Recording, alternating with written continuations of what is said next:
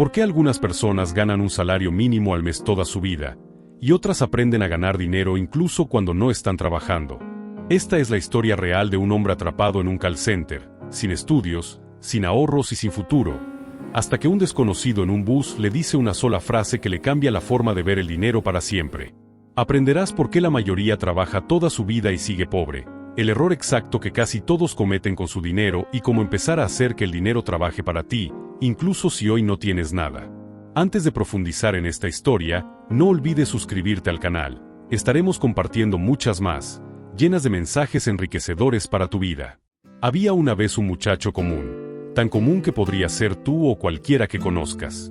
Vivía en un barrio donde todas las casas se parecían entre sí, grises, apretadas, sin nada especial, lugares donde la gente no sueña en grande porque la rutina se lo va quitando poco a poco. Todas las mañanas se levantaba para ir a su trabajo en un call center, un lugar donde te sientas durante 8 horas en una silla incómoda, te colocas unos audífonos que al final del día te dejan las orejas adoloridas y pasas el tiempo hablando con personas enojadas que descargan su frustración contigo. Día tras día repetía las mismas frases, con la voz cansada y la mente apagada. Un momento, estoy revisando su cuenta, lamento la molestia, entiendo su frustración. No era un mal trabajo. Era simplemente un trabajo normal, de esos que no te matan de hambre, pero tampoco te sacan de la pobreza, y por todo ese tiempo y desgaste recibía apenas $300 al mes, lo mismo que gana la mayoría, lo suficiente para sobrevivir, pero no para vivir de verdad. Y así, mes tras mes, el dinero seguía exactamente el mismo camino. Apenas le pagaban esos $300, ya estaban prácticamente gastados. 100 se iban en la renta de una habitación pequeña dentro de la casa de otra persona, con paredes tan delgadas que podía escuchar la vida de los demás. 50 en comida barata, lo justo para no pasar hambre, arroz, fideos, lo más económico del supermercado. 30 en ropa que no necesitaba, comprada por impulso, solo para sentir por un momento que se veía mejor frente al espejo. Otros 30 en cervezas los viernes por la noche, saliendo con amigos para olvidar la semana y fingir que la vida no pesaba tanto. Y el resto en un teléfono que no podía permitirse, creyendo, como muchos, que un objeto nuevo iba a llenar un vacío que en realidad no tenía nada que ver con el dinero. Al final del mes no quedaba nada, absolutamente nada, y ese vacío en la cuenta se repetía una y otra vez durante años, atrapándolo en un ciclo interminable donde trabajaba para sobrevivir, pero nunca para avanzar. Con el paso del tiempo, el cansancio dejó de ser solo físico y se convirtió en algo mucho más profundo.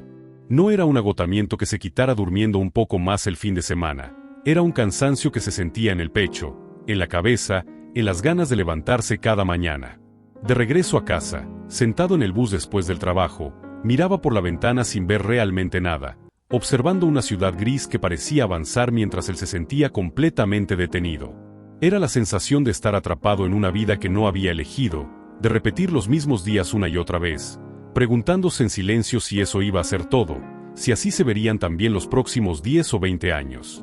En ese silencio, rodeado de desconocidos igual de cansados, entendió algo que le dolió más que el trabajo mismo. No estaba cansado del cuerpo, estaba cansado del alma, de vivir sin esperanza y sin una salida clara. Fue en uno de esos regresos, mientras el bus avanzaba lentamente entre el tráfico, cuando algo rompió esa rutina silenciosa. Un hombre mayor se sentó a su lado, alguien que no encajaba con el cansancio general del lugar. Tendría unos 60 años, vestía ropa sencilla pero limpia, bien cuidada, como de alguien que valora lo que tiene, y en su muñeca llevaba un reloj que no gritaba lujo, pero sí durabilidad, de esos que no se compran para aparentar, sino para que duren toda la vida. Lo que más llamó la atención del muchacho no fue su apariencia, sino su rostro. Estaba tranquilo, sereno, como si el futuro no le preocupara en absoluto. No había prisa en sus movimientos ni tensión en su mirada. Sin pensarlo demasiado, después de observarlo durante unos segundos, el muchacho rompió el silencio y le preguntó casi por impulso cómo hacía para no verse tan cansado, y la respuesta del hombre, acompañada de una sonrisa sincera, lo descolocó por completo. Hacía años que no trabajaba. El muchacho lo miró sin entender, convencido de que había escuchado mal, porque en su mundo todos tenían que trabajar para sobrevivir, no existía otra opción. Le preguntó de dónde sacaba el dinero, cómo era posible vivir así, y el hombre, sin apuro, se acomodó en el asiento como alguien que no tiene nada que demostrar. Entonces dijo una frase simple, pero pesada, de esas que no se olvidan fácilmente, que él trabajaba por dinero, pero que el dinero no trabajaba para él, y que ese era el error que casi todos cometen sin darse cuenta. Al escuchar eso, el muchacho frunció el ceño, confundido, porque el dinero no tiene manos, no piensa, no se mueve solo, es solo papel o números en una pantalla, y precisamente por eso la frase le sonó extraña.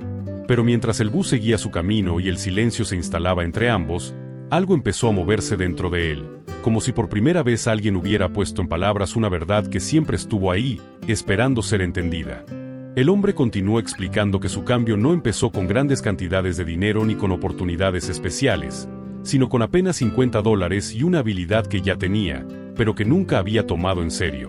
Contó que, cuando decidió pedir ayuda, fue a un contador esperando que se riera del por tener tan poco, pero en lugar de eso le hicieron una pregunta simple: ¿en qué era bueno? ¿Qué sabía hacer con sus manos? Y ahí entendió algo que nunca antes había considerado, que sabía arreglar cosas, que había aprendido mirando videos gratis en internet, por pura curiosidad, sin imaginar que eso podía convertirse en una fuente de ingresos. Con esos $50 compró herramientas usadas, viejas, sin brillo, pero funcionales, y decidió enfocarse en hacer una sola cosa bien: reparar electrodomésticos.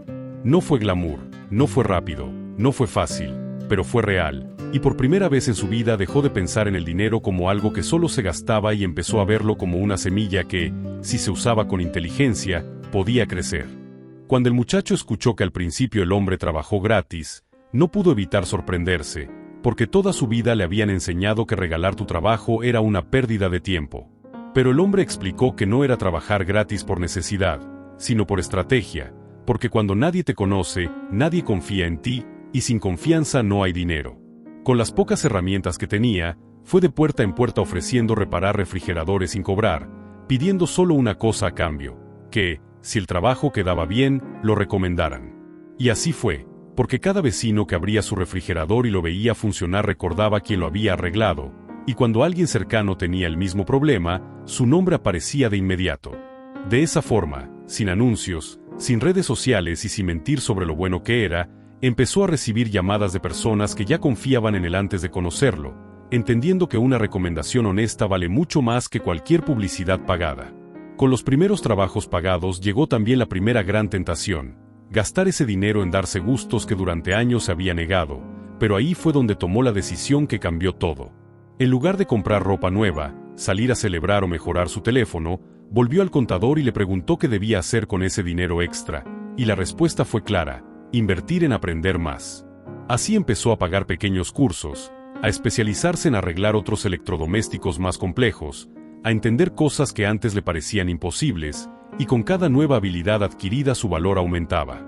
Ya no cobraba lo mismo por un trabajo simple que por uno difícil, y sin darse cuenta comenzó a ganar más haciendo prácticamente el mismo esfuerzo. Mientras otros gastaban cada peso en placer momentáneo, él lo ponía en conocimiento, y ese conocimiento se transformaba, una y otra vez, en más ingresos, creando un círculo completamente distinto al que había vivido durante años.